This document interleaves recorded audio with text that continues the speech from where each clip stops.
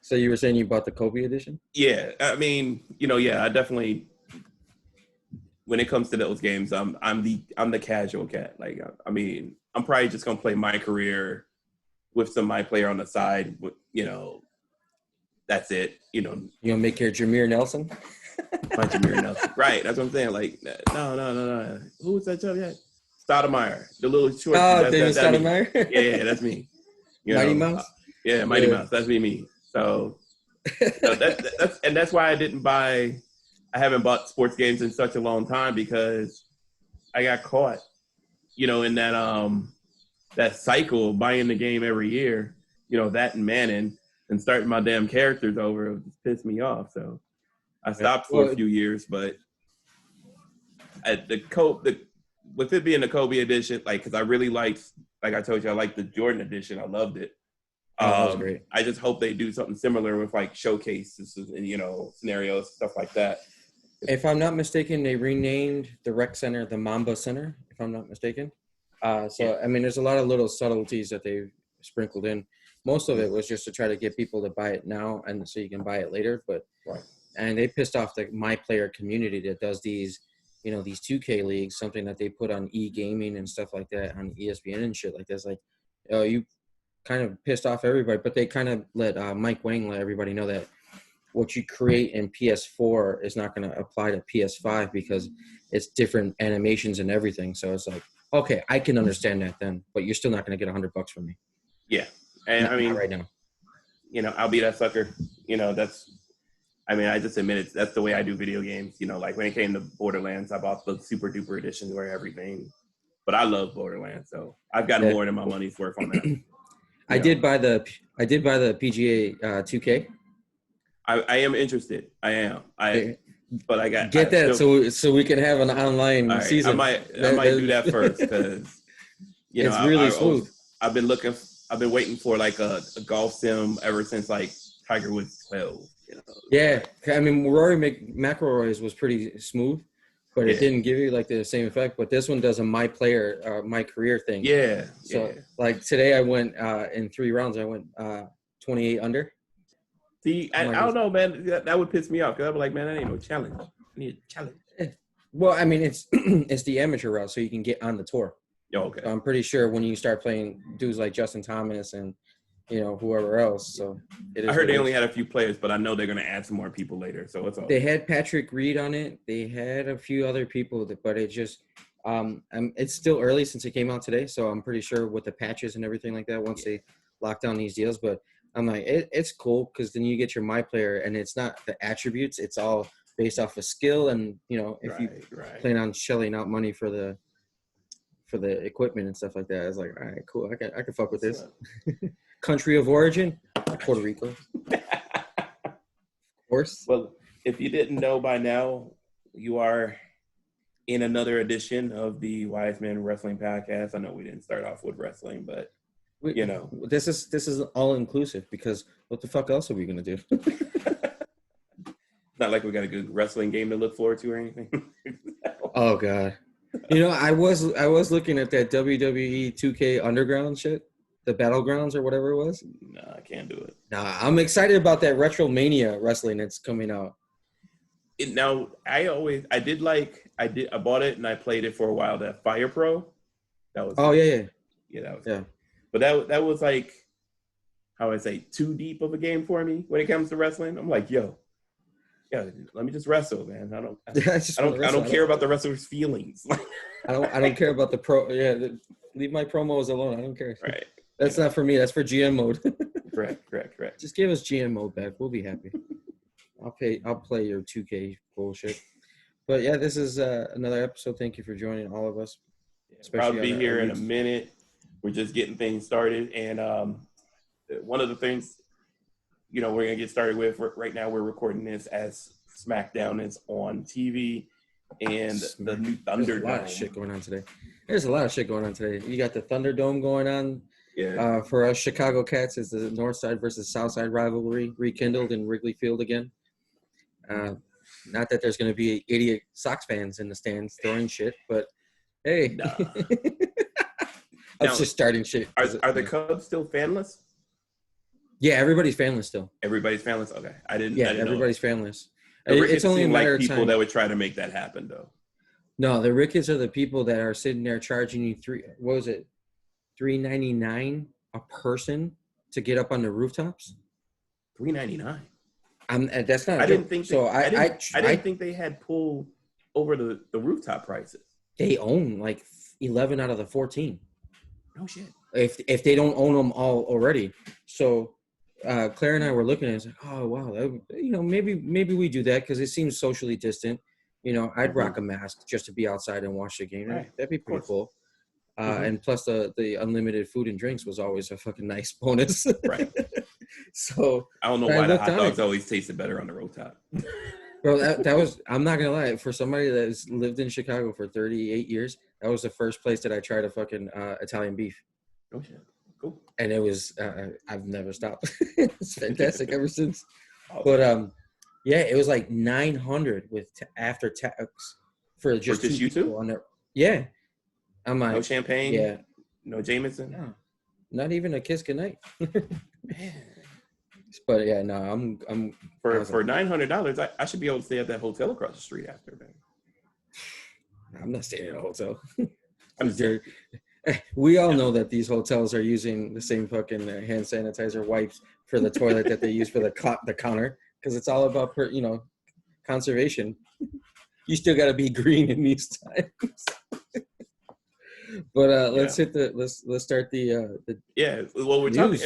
looking at the Thunderdome just real quick. I mean, this is the new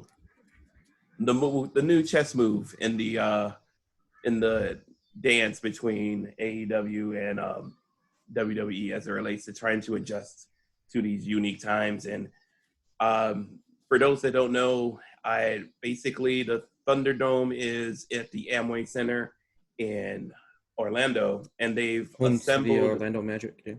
Yeah, they've assembled almost a bubble-ish type situation where they have virtual screens for fans all over, where you can get your face on TV to make it look like you're in the stands while SmackDown is on. So they stole the Orlando bubble from the NBA's idea of putting the virtual fans. Shout out to Michelob Ultra for making that happen. But I mean, I saw there was a fellow podcast that I kind of pay attention to here and there. He's got some usually good content. Kenny, for your thoughts. Yeah. He posted. He was actually invited to join, be one of the first headshots on there, and man, I'm pretty ecstatic about it. The whole opening video for the release on the social media has been.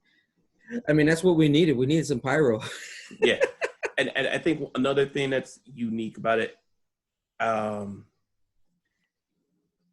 What they've done early on in the broadcast is found a way to get the wrestlers around ringside to make noise, obviously. Okay. So this is unique. I mean, it's as close as we've gotten to what WWE programming was prior to this, and obviously this is the way it's going to be. I have questions, maybe you know the answers to, as it relates to the virtual fan concept. Do people pay? If I'm not mistaken, it's just like a queue for it. Okay. Because I got a message to join up on it too. Okay. And it's like I think it's like a first come first serve. Okay. Basis. I'll look into that so we can. Yeah. I mean, I was pretty sure it was the same thing like Rod told us about the when it came to the NBA. I love that picture, by the way. I didn't think it was a picture at first. I was like, damn, you got your beard. No, what we could do is say that this is pre-Rona. And then when he finally allows access to his audio, it's like, oh. Yeah, no, I mean, it looks like a cool concept. It would be cool if they could find a way to pipe in some of the crowd noise, but I know it's going to be tough because it's off, and you can't synchronize it when it comes to that. Well, I mean, if they're using the Cisco, it should be pretty dope. I think I wouldn't call it a critique. Just the one note I would have is I would have debuted it at SummerSlam and not SmackDown. Well, I mean, I know it's only a day, a show off, but Well, I think this was why they did that, because it's the go home show to SummerSlam, and Yeah. the ratings are pretty Yeah. down Oh, in the they're all dumps their lately. ratings. So Yeah. yeah, so I it's get like, the urgency. So yeah, like I said, I completely understand. But I'm just oh saying yeah, for a pop, that you might because need for SummerSlam. I had initially thought that we were going to watch it on Monday. So I told Claire, I was like, hey, pop it on real quick, let's see what it looks like. And it was the same old Performance Center issues where like the cameramen were fucking completely lost. Right. Right. But we'll just blame that on retribution or retaliation or whatever the fuck you want to call this Uh, unknown faction. uh, Mickety, mic check. Mike, Loud and check. clear, sir. We're, Welcome. we're talking about the Thunderdome effect. Yes. Yeah, we kind of flipped the order of it real quick. Yeah. because it was Because you can see you can see the reflection of the Thunderdome right around here, honestly, on someone's Thunderdome. Yeah. So, looking good, Papa. Looking good. But yeah, no, we were just talking about that and video games that we just purchased recently. So Yeah. Oh, cool. But I was that's just where while I was waiting on Tina to get home, I was watching that new Netflix documentary about video games. oh yeah, I gotta watch that Game Over or whatever it's called. I forgot what's called. It's pretty good so far. It's kind of like Yeah. how like hip hop documentaries always have to start with like the boom like Harris one and all that other stuff, and then but this one it does the same thing, but then it kind of like instead of talking about like the different consoles, they talk about the different genres and where they came from. So they did a role playing episode, the fighting Oh, that's what's episode, up. and like the next one we're getting ready to watch is about first person shooters. So So I know That's- which ones to skip. That's cool. what's I should get to look at. Are they going to interview Fred Savage, who was the wizard? No. No, but I we was got thinking about Billy. Oh boy, who the Pac-Man.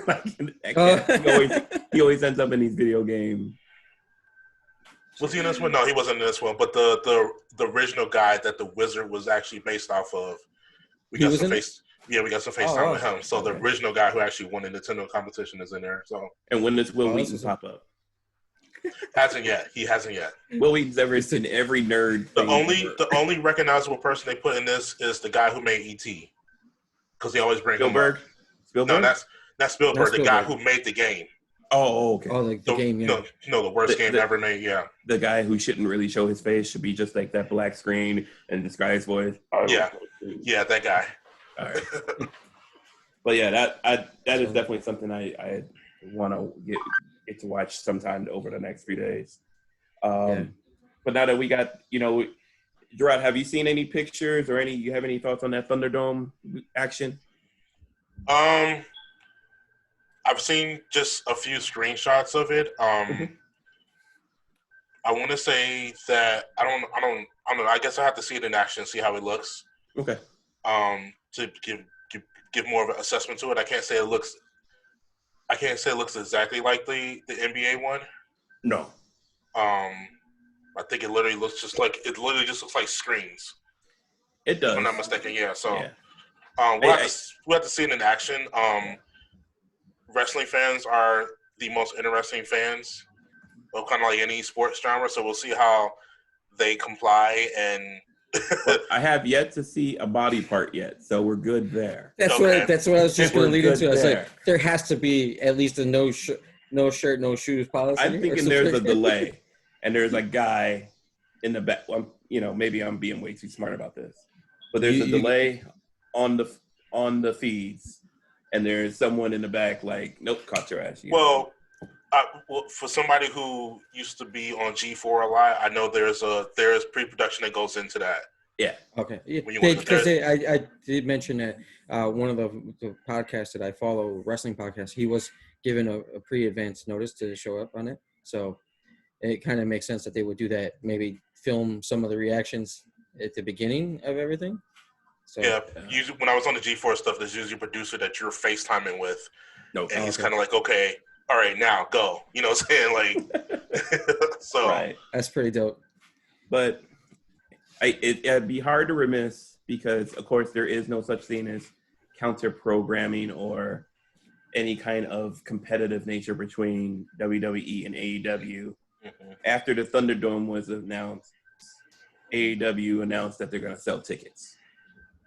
Okay, so I will shoot AEW a little bit of bail because we did talk about this last week about how they were kind of slowly rolling out, bringing crowds back in. They had influencers and, Correct. close people for like the past few weeks. I want to say 3 or 4 weeks, according to the people that I was spoken to. Do something about that head. Anyway. I gotta do something about mine first. Hey, at least you put yours in a hat, man. But yeah, I'm sorry. And they actually did have, they actually did sell tickets for the last pay-per-view. Yeah, they did. So they've been slowly arriving to this now. We don't know exactly who knows what, is in behind the scenes and, how reactionary this is. Yeah. But yeah, I will shoot them a little bit. Bill said that they've been kind of working towards this anyway. And we talked about it last week. It's like, we kind of talked about this last week as well. It's like, it's people are going to start fighting for the right to just get back to normal. Right. And this is just, and you're right. We did talk about this next week. I think my apologies. I should have just said the announcement of the tickets was the reactionary, not the actual sale of tickets. There was a secondary announcement by Khan because he got pissed off so what they did was they sectioned it off in pods. So that way, I'm not going to go to a AEW pay-per-view by myself. Let's just be real. We're going to go with either friends or family. No, I wouldn't go. There's that one guy. But there are those one-offs, right? The exceptions to the rules. But they did this because they can space it out so well because it's the amphitheater where it's not a full stadium seating. But now these jackasses are selling the tickets, the secondary market, and they're splitting it up. Yeah.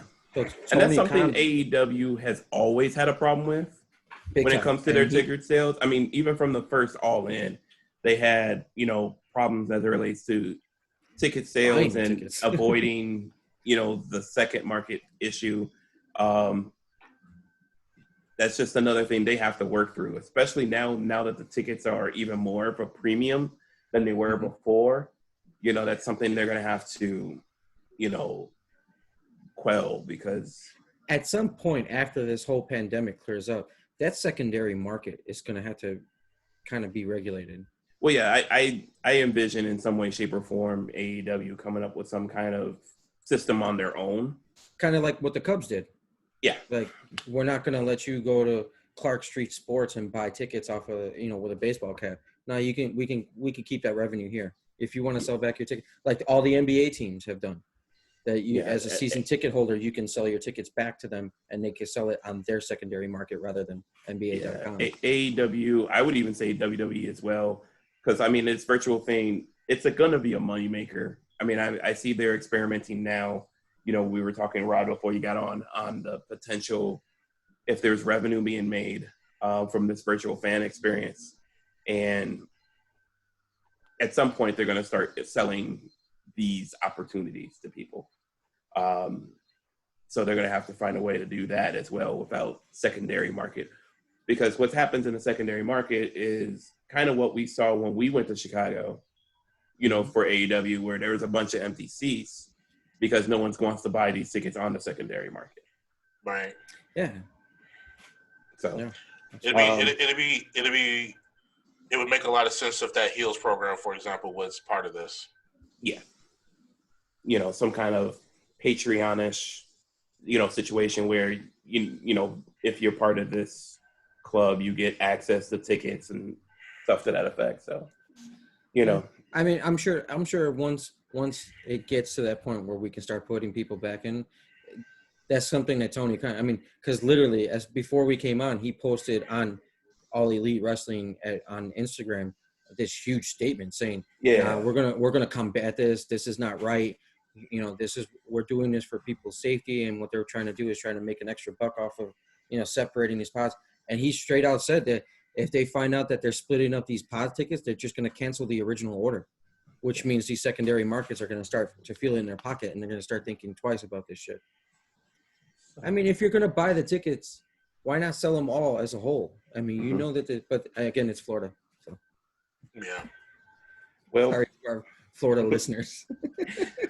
Well, as wrestling tries to get fans back, someone in wrestling is getting out, gave their notice. They out you. They gotta go. Goodbye. Sayonara. Chucking up the deuces. Well, so congratulations to Renee Young. Yes. Well, congratulations in a special way, and I'm one of the reasons I definitely wanted us to talk about this is because the concept of employee versus independent contractor plays into this particular situation very well. For those who don't know, Renee Young still is an employee of WWE Since 2012. Correct. Yep. She does not have a superstar contract. So she could just give 2 weeks notice and tell them deuces. She doesn't have to ask for her release. No 90-day compete. I'm not sure about. I wouldn't go that far yet. But she definitely has a far less restrictive situation than any other wrestlers would have on their way out. And apparently, according to reports, this weekend's going to be her last weekend on TV with the company. That's cool that she goes out with SummerSlam, you know? Because, I mean, they just announced, too, that, like, upon her departure, they just finally say they're bringing Talking Smack back. Yep. On the free portion of the WWE network. So it's like, this is shaping up to be the weekend of Petty. I'm noticing. Petty's my favorite color. This is going to be fun. But, I mean, you know, her next step is going to be whatever she wants because she's that damn good.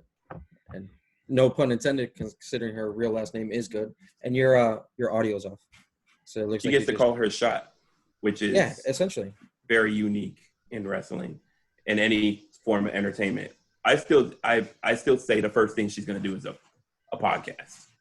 She'd be hilarious. Oh, she'd rock a podcast. Like her talent for interviewing is made for podcasts. She'd get to, you know, make her own schedule, which I think at least right now she would want to enjoy that freedom for, even if it's just a month or two, you know, have that freedom to, you know, shoot some interviews and, you know, have those, you know, cool conversations that she, you know, is so good at.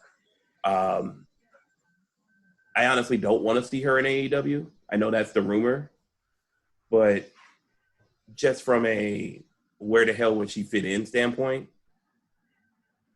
you know, I'm almost getting tired of people saying like this person's going to AEW because there's not enough room for anybody anymore. There's not enough room in the booth for sure. You can surely get rid of one of those guys in the booth for her. I got you. I'd give up two. I'd give up two for one right now. Right. And I agree. I agree with that. But just in general, you know, asking anybody else, you know, I can't get excited about anybody else coming to AEW until there's more programming time. Yeah, for I mean, anybody to be I would think that you could attribute that, you know, the speculation to AEW, especially after her and Moxley had that scare with the COVID-19. Yeah. So maybe this kind of draws them into maybe we should stop spending so much time apart from each other and kind of reel it in, especially, you know, I mean, they're real good couple together too. So it's like, I could see that being a move, but for the time being, like you said, she can call her shot. She could take the time off that she deserves and just drink it up. She doesn't have to go on Total Divas anymore. So I see like that third hour that they keep promising AEW will be a solid plan D for her if they wanted to just give that to her. Okay. Because she's already done that. Solid plan. Yeah, go ahead. Solid plan D. Okay. You know what I mean? Plan A, B, and C has something to do with somewhere between ESPN, Food Network. She can go on a multi-press run here. Game show on ABC. Like, I think the world is her oyster at this point. I think that a lot of they haven't done anything and I guess it speaks more to her being an employee versus a superstar. They haven't really done anything to kind of taint her reputation on the way out. And just being connected to Moxley, like they've had plenty of opportunities to, but I think, for the most part, they were still trying to work with her. So she still has, she's got some good credit leaving that company. For sure. And she's definitely got a great reel that she can Mhm. shop. Oh yeah. So I expect her to do big things, and anything in the world of professional wrestling just kind of be the fallback at Can we this make point. one request for that Plan D? That you Mhm. put it at an agreeable hour, not 11 o'clock Eastern or whatever the fucking time it was. Exactly. And I would think that if they were to do something like that, saying that would lean more to her, more to her needs and her knowledge and experience.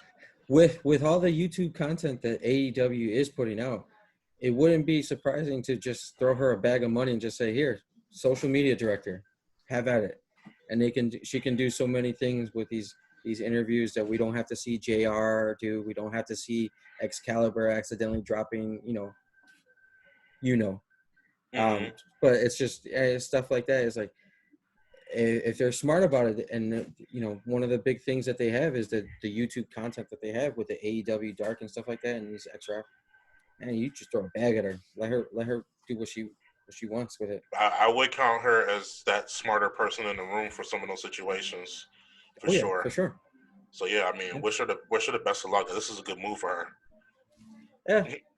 It's a pretty sweet move too. Right after SummerSlam, it's like Yep. here, bye bye.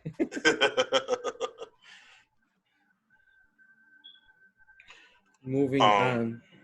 on, we go from a good story to a really harrowing story with Oh, what happened with it's really bad and really weird. It's 2020, and we're still kidnapping chicks. Like, what's going on here? I well,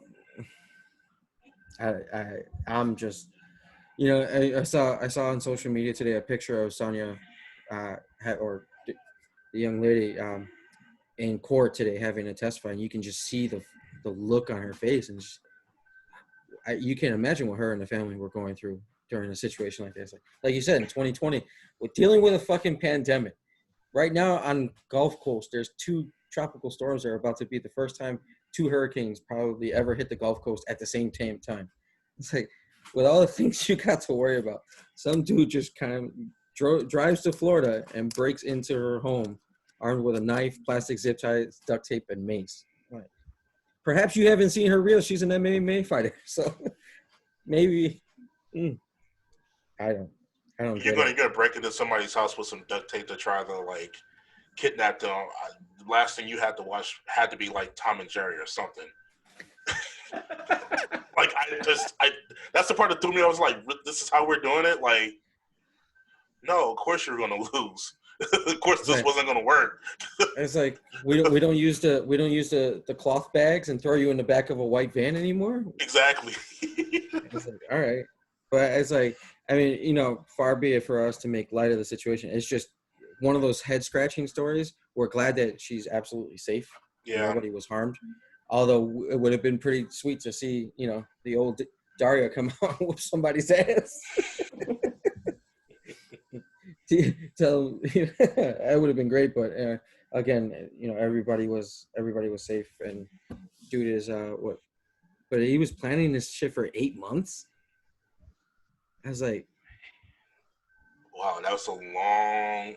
That was a long Warner Brothers drawn out plan there. Wile E. Coyote, like The I just fail. that's just nuts. But I mean, that's longer than some of the story arcs in WWE. Sorry. I hope she's well. I'm pretty sure this had to be somewhat of a traumatic experience for her. Oh, for I'm sure. thinking for anybody, just think about the idea of just somebody who doesn't live in your house is just there to do something Right. like that's just insane. And it's just like wrestlers kind of live in this weird, like they're not famous enough, but they're famous a lot, Mm-hmm. and you get the crazies. Like I would say, like the professional wrestler or sports entertainer is probably the most accessible celebrity there is. especially in Um, Florida. yeah, especially in Florida. Uh, and so you just got to be careful. And now I'm hearing that there's a, a surge in applications for um, weapons, for legal weapons amongst other superstars now because of because of this. It's like that's a scary scary thought in reality. Yeah, yeah. I mean, shit. I Especially in just Florida. I mean, I just recently saw a video. I guess kind of related. I just recently saw a video on Twitter from Brie Olson. Um, if you know who that is, I'm just going to mention that she's like a former girlfriend of Charlie Sheen. Um, who now I think she lives in Indiana. She's from Indiana. She's living back in Indiana with her partner, and she just put up this video on Twitter this past week, outlining the fact that saying she's a gun owner and she's a gun instructor, and she has a conceal and carry, and was clearly like a warning to, I guess, somebody who's been stalking them recently and showing up on their property, and she was just letting them know like, yo, I'm trying to kill you, like stop trying it. And it's just like this is where we're at now. Yeah. it really is, unfortunately, Yeah. and again, it doesn't go worth mentioning that it's in Florida. We've seen some nasty fucking gun control issues out in Orlando. Especially with the unfortunate tragedy at the Pulse nightclub. Uh, Trayvon Martin with the stand your ground law. I mean, God forbid any situations like that happen again in Florida. But I mean, the casual joke is always what's happening now in Florida. So, prayers and thoughts to everyone that's affected and everybody that's thinking about getting a gun, because unfortunately, it's crazy times, man. Especially during a pandemic, you never know what the hell somebody's thinking for 8 months. Yeah. Goodness Ugh. gracious. Let's try to transition into something a little lighter. Let's talk about the topic of unwritten rules is kind of at our well, it's not at our forefront, but it's been in the news in baseball, obviously, with a couple of stories regarding what you should and should not do in baseball. But also, Fightful released a story that was interesting about Naomi, how, when she came in, she didn't really know what to do. And after one of the sessions, her training session, she just left, took her bag and left. Not knowing that, she had an obligation, or didn't follow an unwritten rule that she was supposed to help break down the ring afterwards. Mind you, WWE has long been taking people who are not from wrestling and try to insert them in wrestling. I think Naomi was a dancer or a cheerleader before she came into WWE, if I'm correct. And I mean, it's while this story is not necessarily the more serious, but I do want to talk about the concept of unwritten rules in wrestling in general, because a lot of stories regarding backstage heat, as it relates to wrestling, and especially WWE, I would say, have to do with a good amount of unwritten rules that are in wrestling as it relates to carrying people's bags, being the first or last to shower. I don't know. Me personally, I'm not a fan of unwritten rules. I've just always been that dude. Like, if I don't know, it's just always rubbed me the wrong way. Maybe it's from my time of, being on a line in a frat or something like that. But what are your thoughts about just unwritten rules in wrestling? We heard about like wrestler court and all this kind of stuff going on. I mean, I kind of like when it correlates to baseball. I've always kind of looked at it as kind of like some shit out of left field. You know, the unwritten rules. I get it. Yeah. But at some point you have to adapt, right? These are when it comes to wrestling. I get it too. You know, you got to start low because not everybody comes in as a bona fide superstar, right? You have to start somewhere. So I get paying your dues and stuff like that, but there's just some idiotic stuff that's just out there. It's just like, it's 2020. It's like we need to leave some of that shit in the past. And I think there's a big difference, and I want to point out before we continue about, baseball, or say sports and wrestling, because backstage heat in wrestling can fuck up your career. For sure. Or at least your trajectory. You could be, on the midst of a push, and then someone, happens to, have heat on you because of something you did backstage, and all of a sudden your push is gone. And we've seen and heard of it a couple of times where, something that's happened backstage has impacted what's happening in the ring. Look at the most recent example with the Riddle and what's his face, Goldberg, and Brock Lesnar. That they don't want anything to do with this guy, and they got a little bit of heat with them. So. I'm a record for this podcast for saying that I'm 125% against it. The idea and the execution of secret rules, and I think that came before all the awareness that we come into today. My 3 points here is that, number one, I side with the younger generation of people that are coming up. Number two, unwritten rules are part of a bigger construct that needs to be destroyed, which is tradition. And that well, let me just work you through this. When you mention these unwritten rules, I'm going back to Leo Rush. Yep. And I'm going back to ACH. Mm-hmm. And I'm going back to their stories and this quote unquote heat that they had, it's in the locker rooms upon their departure, or throughout their career. And when you really look at those situations, in my opinion, it's more of I don't even want to say a generational thing to the extent that, saying young people just don't know what they're, talking about or whatever. But just that, with like what Ray said, like things have to adapt, they have to change. So you just can't fall back on we're going to have this, basically this, what am I trying to say? Like something that's separate from the rules. You know what I'm saying? That doesn't, that's not going to talk about, that's going to be secret, it's between us, or whatever. That's the third point that I'm trying to make, that we are living in a time where you want to be more transparent than secretive. Because we're not sure if unwritten rules respect Black Lives Matter. We're not sure if unwritten rules respect the, LBGQTIA alphabet soup, saying community. We're not, so we're not, these unwritten rules, we definitely know if they're rooted in tradition, they don't respect women. Right. So they damn sure don't respect people of color.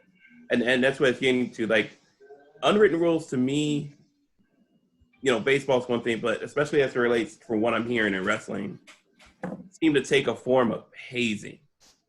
And I've always been a big, a person against hazing, because, if you should be able to take part in something because of the merit that you bring, the talent that you bring, the passion that you bring, not because you paid for the meal, not because you carried people's bags, or, you allowed to take on a certain amount of treatment because, you're just a new guy, to pay for the gas, or I don't know what that line is, but as I think you brought up a great word, Gerard, and transparency. And we heard when the speaking, even before the speaking out movement, when we talked about the situation with Tessa when it comes to bullying, like where's that line between unwritten rules and bullying? Mm-hmm. Talking about paying your dues and I mean, let's just say, let's take the Attitude Era of the '90s, for example. WCW and WWE. It was ran by the clique. No matter how you look at it. Yeah. And if you weren't part of the clique, or the Undertaker, you didn't get no shine in the '90s until people started getting hurt. And, Shawn Michaels took his ball, went home for a while, and that opened up the door for people like Steve Austin and others. But, and it still kind of goes on today. If you want to be real with it, NXT is basically ran by DXs right now. The whole creative team actively right now is DX. Mm-hmm. And I'm not, and I have to call it how I see it. It's that, old boys club mentality. If you not one of us, suck it. I mean, that's what's it for comes lack down of better to. Words. Yeah. And that's why, we're hearing these stories. Speaking out one thing when it comes to, obviously harassment and stuff to that effect, but that's one piece of a very big iceberg as it relates to what goes on in the behind the curtain in wrestling, where politics and who gets the light shone on them has at times little or nothing to do with how talented they are in the ring or on the mic. The thing is, like, one of the things that's been more popular, I would say, over the past 5 years are documentaries and things that kind of give you this backstage look at things. So I would say that at this point now where we're at, you should be terrified if you're still kind of holding on to these traditions that people are not going to understand. The idea of the wrestling mark comes from us having information that supposedly we're not supposed to have and talking about it and debating about it in public, where, that may piss off a lot of people. The fact that we're not even supposed to know terms like faces and heels and pushes and heat and all this other stuff. Like, but we have these conversations in the public. It pisses them off. But like, that's part of the fascination of, I would say, any type of production right now. It's not just the end product, but how do we get to this point? Saying these stories about, the struggles and different things that people have to go through. But now that we're talking, this thing about how, this person's got heat on them, it's almost silly when you hear that, because we know that's just somebody or a group of people who just don't, like, they care about things that we just don't care about, Mm-hmm. It's the double-edged sword that I appreciate when Booker T talks or when Bully Ray talks, because we kind of get a perspective of what those guys think about things like this and things like that, and the difference between, there's been a lot of difference between the things that they like or the things that we like that they hate, and vice versa. And we get to see some of that locker room mentality, and we get a glimpse into what a performer has to go through nowadays in order to get over, saying all those backstage politics or whatever. And some of it sucks, and it doesn't need to exist. Like, it all just needs to be transported and put onto the forefront. And it just needs to be cleaned up, because if either A, you're just going to have rules and regulations that, performers and everybody has to follow in order to, quote unquote, not piss anybody off and to help progress their careers. Or we had to open up this conversation again that nobody wants to have about unions, where these guys can protect themselves from all this BS that they supposedly have to go through. And as far as the WWE being the biggest company that's doing it, I can understand paying dues and, paying respects and kind of earning your spot. But the WWE here's the idea I'm going to keep pushing to you guys. The WWE is not a wrestling company anymore. No. It hasn't tried to be for a long time, and it definitely isn't now. It's trying to produce a television show. So you look at independent contractors for WWE versus actors, you know what I'm saying, for a television show, and you're going to see, you know, there are some vast differences between the two, and that's a gap that needs to be closed. We're always going to be privy to the information, because you're always going to have an agent for Meltzer, an agent for Fightful, an agent for whoever backstage that's going to give us all this embarrassing information that you don't want us to have. You just need to shape it up, you know what I'm saying, get ahead of it before, you know what I'm saying, the powers that be, you know what I'm saying, come in and try to shape it up for you. I think now that the WWE is a part of Fox, there's a lot more things that are going to get exposed. I keep going back to the interview with Bailey, and the woman brought up CBAs, and she was just like that's not going to be acceptable, you know what I'm saying, by the time this run is over. Correct. So you're going to have to you're going to have to get rid of this tradition, and you're going to have to get rid of these things. And you're going to have to find a new guard, new way of doing business before, you know, other people start trying to figure it out for them, and, you know, the WWE tanks again. Like, we're only good for 4 more years. And after that, True. it's going to be like a shit or get off the pot sort of situation. You're not going to be able to run your business the way you want to. You don't think that happens before with them being a publicly traded company? I don't think shareholders care too much about it right now. Okay. Just because there's so many other distractions. Like before COVID, there was the whole Saudi Arabia stuff. So I don't think, you know, they're thinking about it too much right now. Yeah, but it's kind of like once we get some normal back, and once the dust settles, it's probably either going to be NBC or Fox that's going to start drawing attention to these things. Yeah. I mean, we already had somebody like John Oliver bringing it to attention right before COVID hit. So imagine now that they've been deemed essential workers as independent contractors this entire time. This conversation is going to ramp up, or it's already happening and we just don't know it. It's only a matter of time before this, you know. You know, this company loves it. It prides itself on controlling the narrative.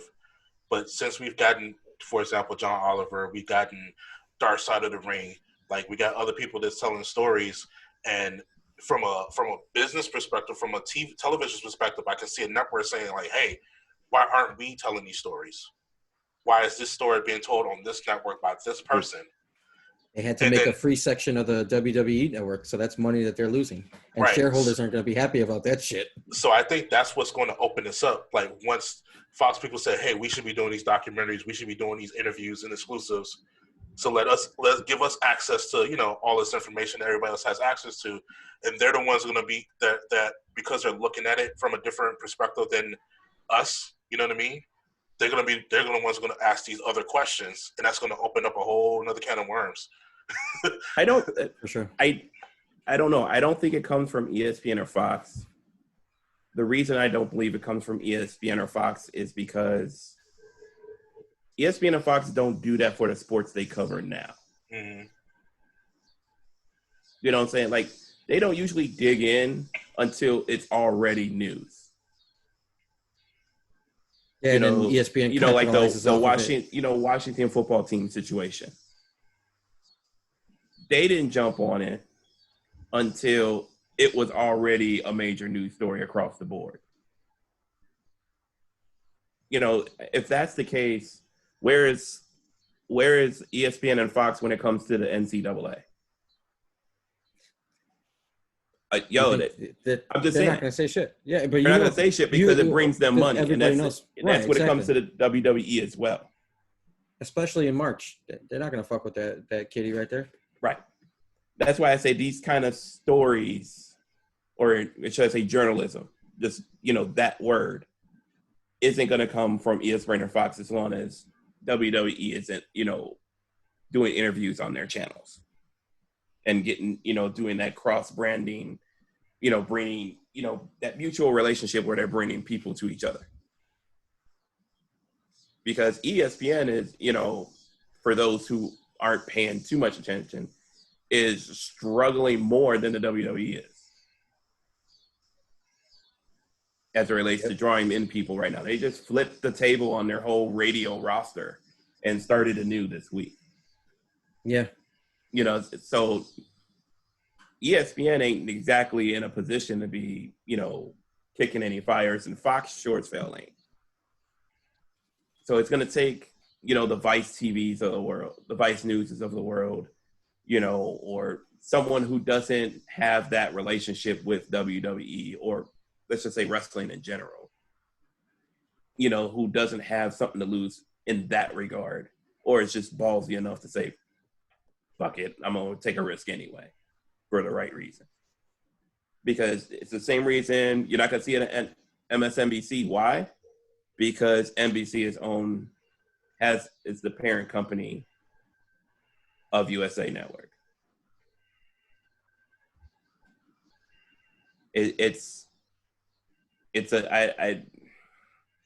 Well, I didn't mention it, and I didn't mention ESPN. I just mentioned NBC. I just mentioned people who have money. Yeah. In the WWE, because once they stop seeing their return, they're going to ask questions. That's just the point I was just making. Yeah, that makes sense. That does make sense. And if another John Oliver story, if another situation outside of it turns the tragic side of it into money, into ratings, I don't see them. I see them asking questions and wondering why they're not getting that. And that's what's going to expose, a lot more things that they weren't aware of that they're going to make a big deal out of.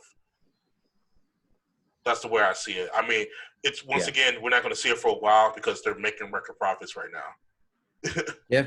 But once this plateaus, once this plateaus and there's not another trick that they're going to be able to pull out of the hat, the latest being Shane McMahon being groomed to take over Bruce Pritchard's job.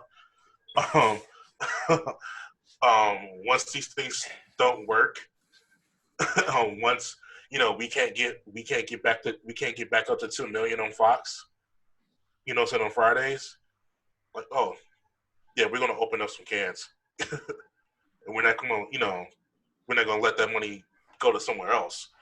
Talking about these terrible things. You got 40% of the company that's out there in the win right now. I can actually take that back to Sean's idea with Renee Young doing a podcast. She could do a whole podcast centered around, I don't work for WWE anymore. You don't either. Let's talk about it. And she has 5 years worth of content right there. And a long line of people who would jump on that in a heartbeat. Yes. I know if Spotify decides to bumble the whole Joe Budden thing, they'll have a nice bag ready for Renee Young. Because it doesn't have to be WWE branded content either. So right. None of it is. They're all in a contract on 90-day competes. Yep. Do whatever they want to do. I was like, don't get me started on unwritten rules of baseball because I'll lose my shit. I don't need to be angry today. I'm too tired to be angry. I mean, we know every sports and every sort of situation has that, and most people that went to college, they were groomed for it, Yeah, so, but if you look at things it like that, but it's like, I mean, since we're here, we might as well. My problem with the unwritten rules is look who's always getting called out. Tim Anderson last year, a bat flip. Oh, you don't do that. You show your point. It's not the only one. Jose Bautista, Fernando Tatis the other night. It's like there's a common denominator that it seems to be the unwritten rules are to keep people of color in line. Yeah, exactly. That's all. I mean, let's be fucking real. And that's why they're unwritten rules, because you can make them up as you go along. Mm-hmm. Right. Exactly. And it's like, fuck that bullshit. Like, I didn't know that rule existed. I wish Tatis would have hit that. I wish that Tatis would have hit that shit out of San Diego. Fuck that shit. I'm so tired of that shit. Because And that's what I was having. I was Yeah. having a discussion at home, and I told my wife this. That was Mike Trout. We would not have this conversation. Absolutely not. Absolutely not. Mike Trout or shit. I mean, I know the numbers for minorities are starting to dwindle when it comes to baseball. Right. But it's like, this kind of shit. Baseball is faced with this issue where it's not as popular in the inner cities. Why? Why are you surprised? You created this bullshit ass facade.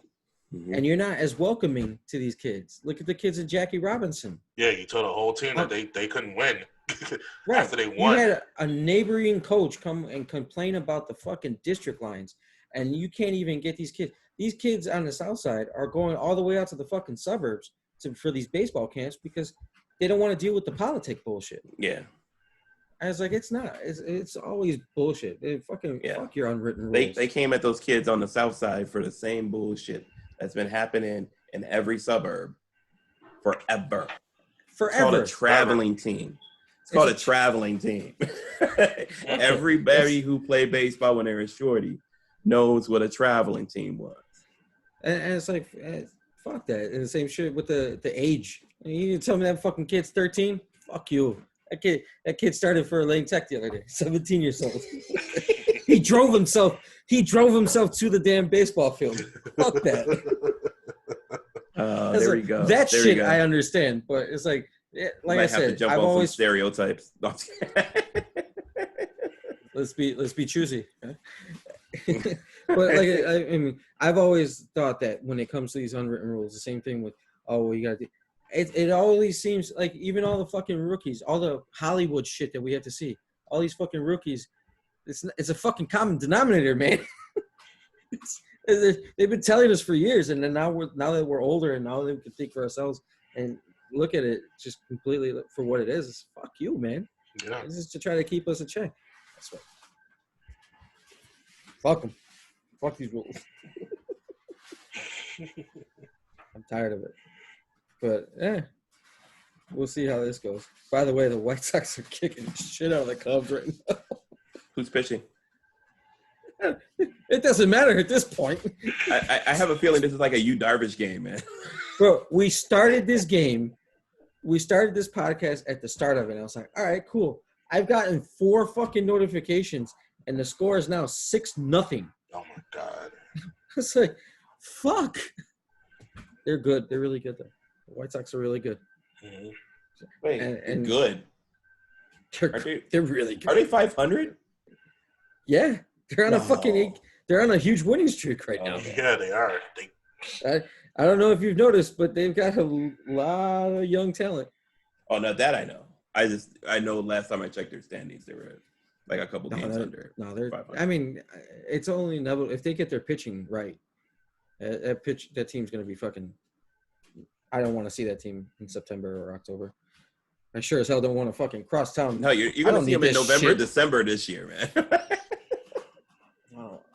I don't want that. I don't want that. 63 pitches Lester has in the top of the 4th inning. Lester? I didn't know he was still in the league. Damn. He's still pitching. This is his last year. I'm willing to say goodbye. I thought 2 Thank years you for the World Series. Year, Right. So I don't even want to get started on this shit. This is just pissing me. This is just day 1, man. We played them 4 games. Life as a wrestling fan and as a Chicago fan. It's not an easy one. All at the same time. It's not an easy one. Mm-hmm.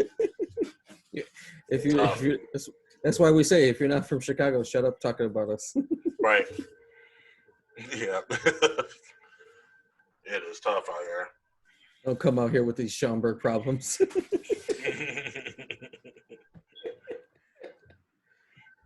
But there was a little bit of news too at the last second.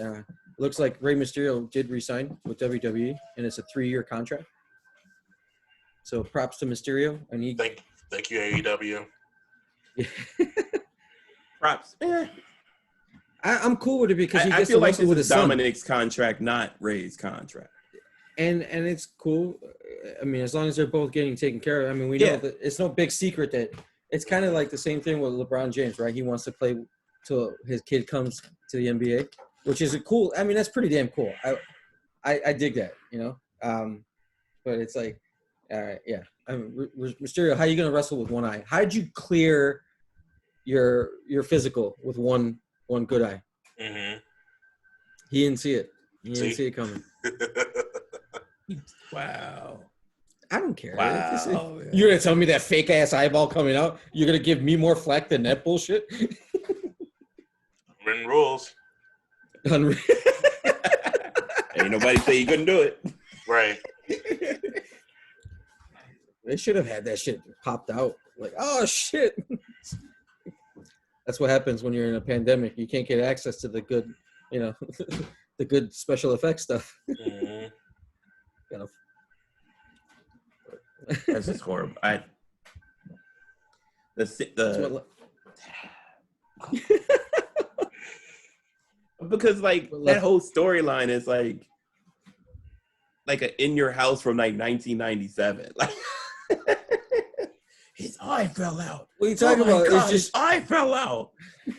But you can't. This is remember they gave you the recycled lines. Why? So you can subscribe to the WWE network and go back and watch that 1997 in your house. It's all subliminal, man. It's the nostalgia that sells. You know this. We told yeah. We're gonna get a T-shirt that says "Nostalgia Sells," and we're just gonna have it. I did Photoshop somebody because he plays in one of our NBA 2K leagues, and every time, oh, good shot, brother. So I Photoshopped him on Hulk Hogan. It's like, all right, enough. Very nice, very nice. So I'm gonna try to see what this Thunderdome looks like. Anytime I hear Thunderdome, I always go back to Tina Turner. We don't need another hero. It's not that kind of Thunderdome. It doesn't even give you that impression. Like, I hope it doesn't exactly. It's like there's only two successful Thunderdomes. Let's be real.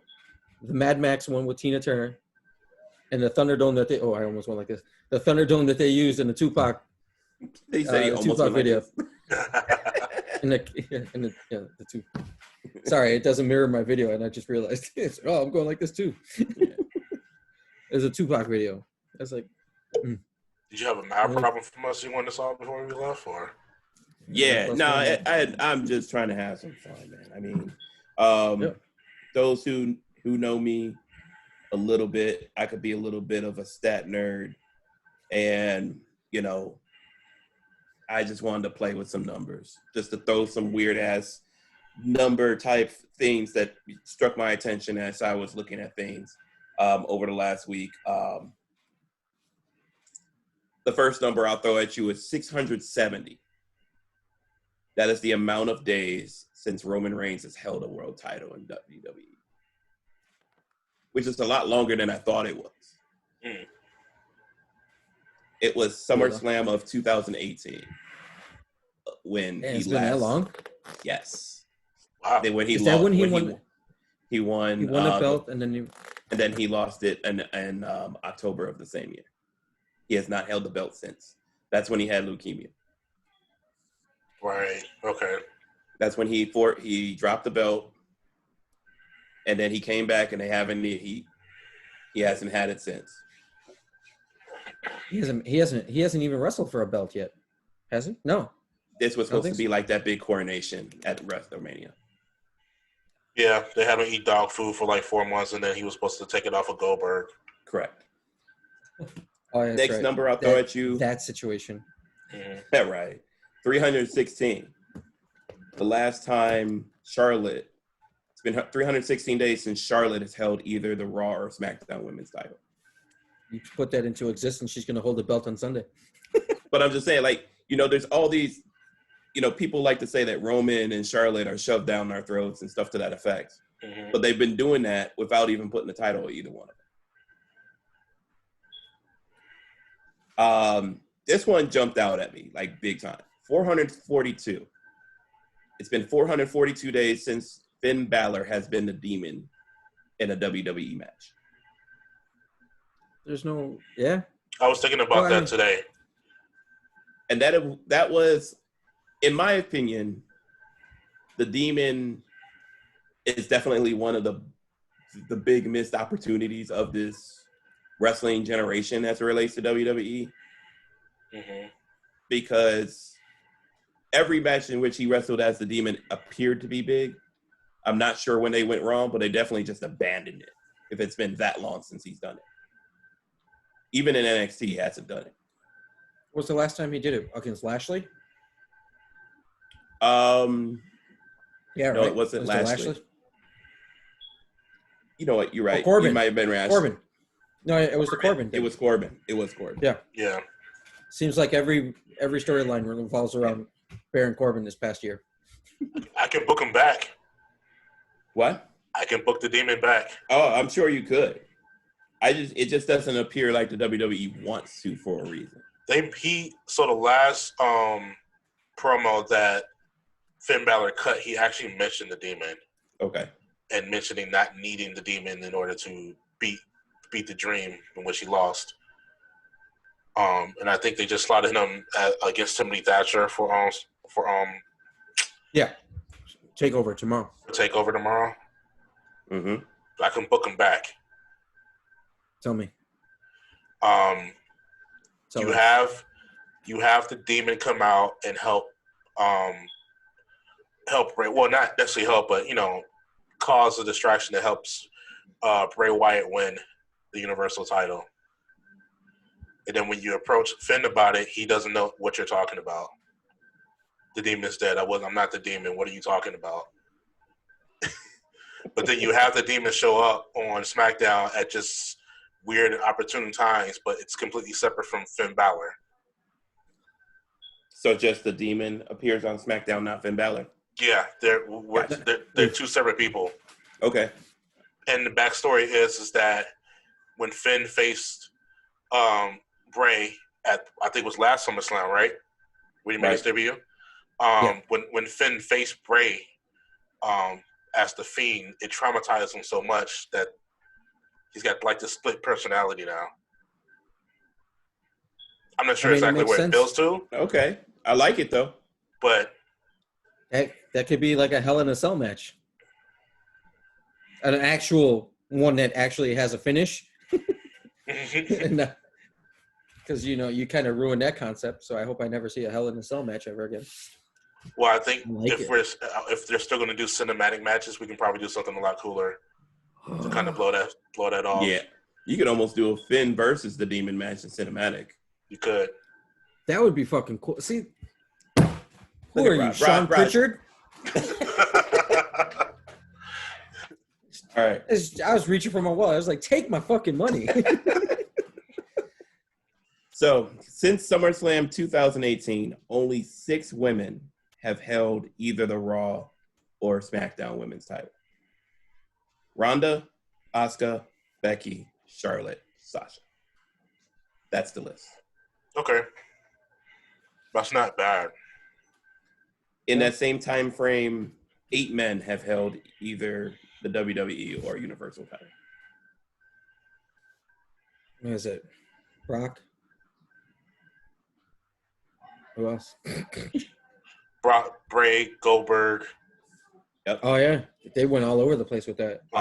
Seth. Braun Strowman. Are we counting that? Styles and Bryan.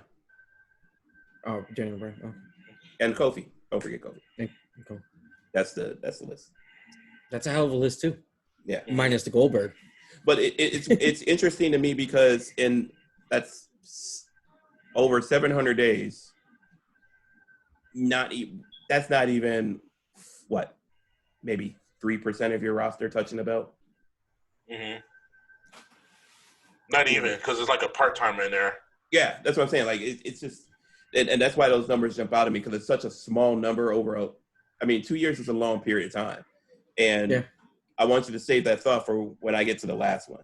But 0, the amount of WWE pay-per-views main evented with a women's championship since WrestleMania 35, when Ronda lost to Becky.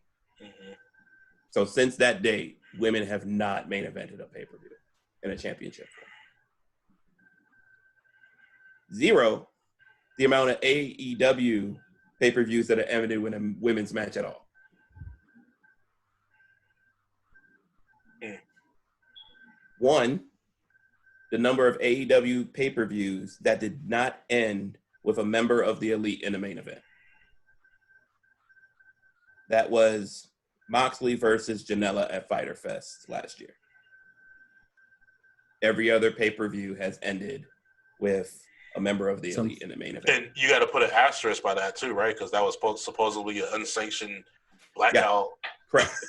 Right. So it wasn't officially. It might go back further. Yeah. Correct. So it might be 0 if you go official main events. Mm-hmm. A Tale of 2 Years.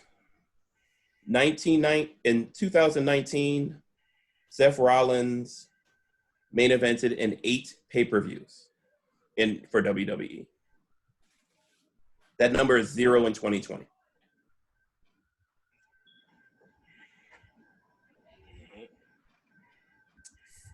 Now going with New Japan for a moment, 4 of the 6 U.S. champions ever for New Japan now wrestle in AEW.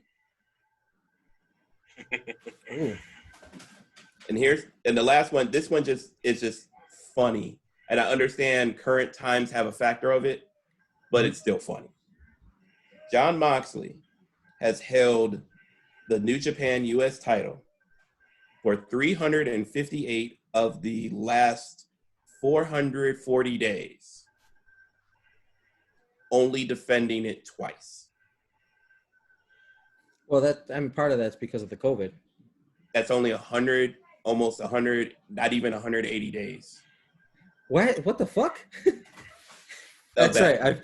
Because the last time he defended it mid-February, which is just barely 6 months ago.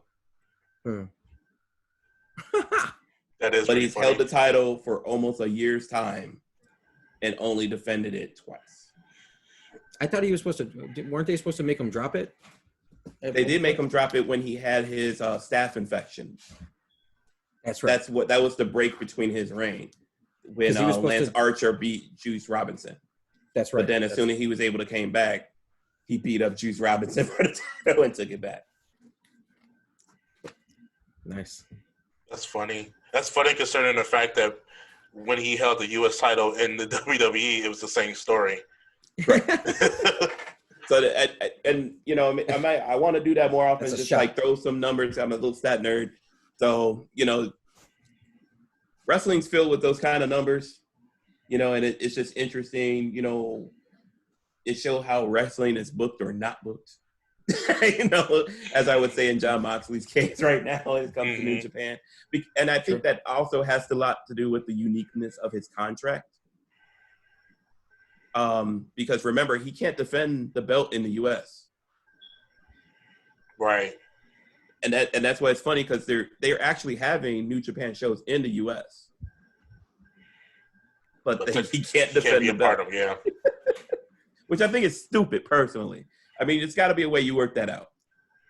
If the only way you work it out is if you become a partner with New Japan, and that's the only way that's going to happen.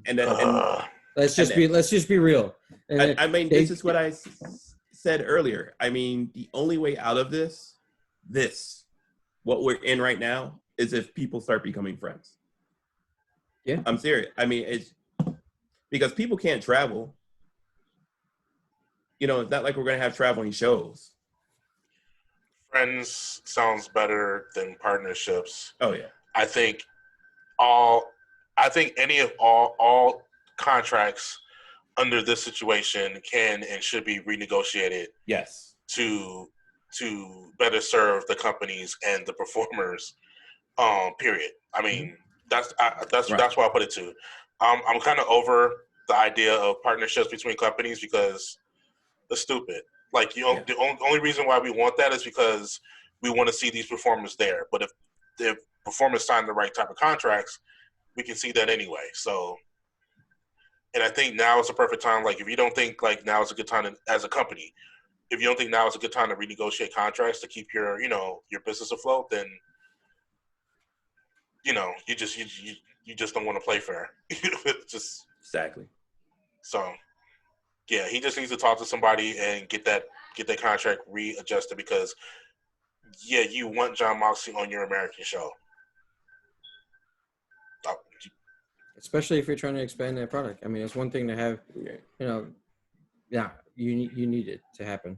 Make it happen. Make it happen. And I don't consider that a John Moxley problem. I consider that a New Japan problem. Mm-hmm. Because that's a belt that's not being defended when you obviously have a U.S. team of wrestlers here in the States. Competing for nothing. Right. This New Japan Cup that they did here could have literally been for that title, or at least a shot at that title. Mm-hmm. And yeah, it's literally just sat probably knowing John Moxley in his garage or in the back trunk of his car mm-hmm. for these 6 months knowing him. And I'm not saying this because he's, disrespecting the belt. That's just the kind of guy he is. He's not the guy who hangs up his belts on the wall. Mm-hmm. I don't suspect he wears belts at all. You've seen his pants. I've always said those look like jeggings. But hey, didn't you have a pair of jeggings? No, I'm just joking. Wait, bullshit out. What was that? Where was one guy? AR Fox. Who had his pants? Yeah, I think that's. No, we were at an event. For Evolve, and like, I got a pair of those pants. Who? It wasn't me because I don't wear pants. Oh, that was Ray. That was definitely Ray. Okay. Oh no! It's because it wasn't jeggings. Yeah. It's the khaki, the cargo jeggings. There you go. Yeah, the cargo. No, they're not jeggings. They're fucking pajama pants. But you could rock them to make them look like you're fucking actually working. And nobody's ever questioned me at work about it. Why you gotta throw my shit up there? All about fucking comfort. If you want to know what we're talking about, go look up Evolve 133 on the WWE Network. Sean's making fun of the fact that I was wearing jeggings, but I was like, no, it's those. Oh, but he said it wasn't jeggings. They're not jeggings. They're joggers. That's right. That's like this man lives half of his life in joggers. Jeggings are ladies. But we said that John Moxley rocked gray jeggings because they don't we might have to change the episode name to, but they're not jeggings. Fuck all you guys. I hate it here. They're not jeggings. I'm gonna post a picture on the fucking Weissman Wrestling podcast Instagram on our Instagram page. They're not fucking jeggings. The brothers of the traveling jeggings or something.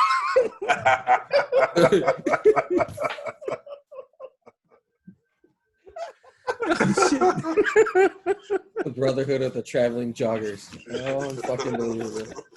There's gotta be something, right? I hate you. Quarantine. I'm going home. I'm turning the shot. I'm gonna go dunk on somebody, some fucking 14-year-old, because you did this to me. Yeah, you made me this mad. It's okay. I'm not his parent. My girls are worse on people online than most of the people we play with, man. No, they scare me online, man. We were playing a game the other night, and this guy was just absolute trash. So we left the party chat to go into the game chat, right? And then we can hear that he's got like, you ever hear anybody on a video game, and you can hear the fucking the fire alarm that the battery needs to be changed? Yeah. Oh, okay. Yeah. Every fucking 35 seconds. Yeah, you want to change the battery on that fucking fire alarm? Maybe while you're at it, you could delete your fucking character because you're absolute ass. Wow. But Jakes. Wow. You did this to me. Pissed me off. I hate it here. I feel like I want to play that TikTok when I play people online now. It says, that's why your mama and dad. It's door now. Dead as hell. Dead as hell. What kind of shoes she wearing in the coffin? I just want to play the sound, just like have that in a loop, so I don't have to say anything online, man. I'm. You know what? I don't even play competitive games anymore, but I just want. I'm gonna download. You just gave me a good ass idea.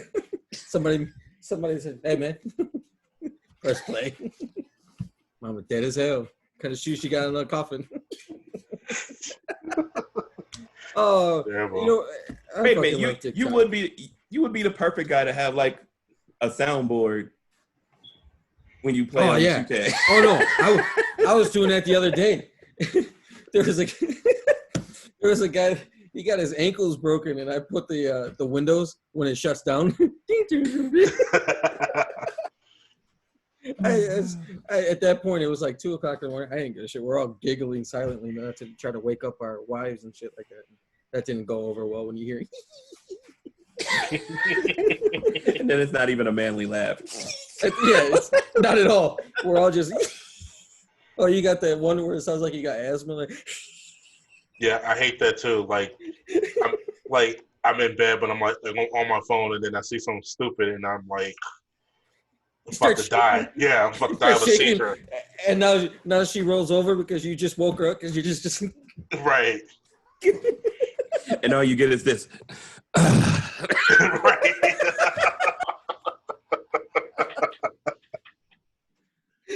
Oh shit. Oh man. My forehead hurts. Not as bad as the fucking Cubs bullpen. Jeff Hardy just became US IC champ. Oh, good for him. That's cool. Or US champ. Is that what they held? What is that? No, No, it's not. No, it's intercontinental. Yeah. I like how they do like AJ style matches on SmackDown instead of the pay-per-view. Yeah. What's that about? You're not defending the belt on SummerSlam? Well, he just lost it, so it don't matter now. But it was like that when he held the title too. He never main evented. Yeah, that's another interesting stat. Like Drew McIntyre actually tweeted himself like, "Yo, my goal is to actually main event a pay-per-view with this belt." Like, well, I mean, wow. WWE's been doing that for a long time with both belts. We've been complaining about that for a while. I mean, this has happened. I mean, that's back to CM Punk. Punk. That's how far back we going with it. But that's just sad when like I'm actually liking the way my hair looks right now. your actual champion himself has free clearance to actually tweet that. Like, it's my goal. Like, not my goal to win this championship. It was my goal to actually main event a pay-per-view while I'm wearing this belt. Like, I'm the champ, but I don't even main event the pay-per-view. Hulk Hogan is rolling his eyes somewhere like, brother, never. He's rolling his racist eyes, you said? Damn it. Sorry. Fuck Hulk Hogan. We were such a happy place. So you can find us in our affiliate links to Jeggings on. We are the Wise Men on Twitter, as well as Wise Men Wrestling Podcast on Facebook and Instagram, which is listed right here conveniently where my name should be. But I took the hit for the team, including our logo. Hey. Had the logo on the headphones. Yeah. Oh, that's right. That's right. Cool. It's cool. But as you know, J-Rod won't say, we do got our Twitters up here. You know, Ray can put his up before he leaves. Fuck that. Please understand, we want that smoke. Come to this. Yes, that's what I said. Bring the smoke, like we did the other day with that one chick that wanted to sit there and talk about Nia Jackson, Charlotte. I'm like, who the fuck wants to see that shit? No. And like, oh boy, you know, for those, you know, who listen in Chicago and rep Rogers Park hard, to the gentleman was, it's King Stupid. I don't know if it's a real Twitter King name. Stupid. That's fine. King Stupid. We'll go with that. Who, in a conversation about gentrifying Rogers Park, tried to say, that's why we do not want you here. I'm like, okay. Shut his ass down. He fucking turned off his account for the rest of the day. I had some dude talk to me, like, you know me, you know, I know fucking baseball down to like the Class A rookies. All right, I had some jackass fucking Sox fans like, I told him, you know, there's no reason why we have the White Sox backup catcher as our third catcher. Dude, straight ass. I could probably play better. He's best suited for those Grant Park softball leagues. That's how bad he is. And I told him, we should have the rookie up. He's like, you're going to lose service time, laughing my ass off. I said, actually, you're fucking wrong, bitch. Well, I didn't call him a bitch, but if you're reading why this, not? if you're listening to it, Why not? I try to keep it light on there, but I like hitting you with fucking facts rather than you're not coming at some ignorant fucking guy that you would normally see on Twitter. No, you came with somebody who's prepared with knowledge, asshole. And the fact that MLB does manipulate the service time because of the pandemic. So they only had to sit there for 2 weeks and say, oh, everybody that's on that taxi squad that gets called up when somebody gets sick, they don't amass any service time. They get paid a minor league salary, and that's it. So you could call up your top prospects right now, which is everybody's fucking doing it. The Marlins, the Rays, everybody's fucking doing it because they know you still got an extra year of fucking indentured servitude with these fucking baseball teams. Because you don't, what is it, 6-7 years once you sign a contract out of an 6 years, right? 6 years. So yeah, exactly. So they got another Chris extra Bryant. year. Ask Chris Bryant. It's 6 Ask years. Chris Bryant how he feels about that shit. As long as at least he won an MVP and shit, and you could drive up his stock. But right now they're getting not another notification. Fuck. Oh. Well, while Ray likes to keep it light, if you follow me on Twitter, I'm just letting you know right now, if you're over the age of 65 and you have Medicare, I want to fight you. I think it'd be therapeutic for both you and me. You should put good RX right on your left and right fist. And Those you should can be you could give him the Rick James like with the Chappelle like you come right up to my window and get the prescribed medicine for you. 65 and over. Jesus Christ. Well, at least we don't have to worry about that demo god.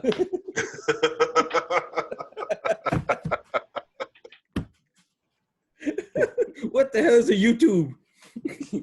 Gerard, get us out of here, man. All right. Oh, yeah, please. And on that note, just know that this podcast is and will forever be for the culture. Just remember that you do vote with your dollars. Your attention is currency. And I'm speaking specifically to those who want Dream to get fired, but like you keep watching NXT. We keep telling you how this works. Your attention is currency. You do vote with your dollars, and even if you are a mark, please leave a positive mark on this life. See you next time. Oh shit! Did the wrong button.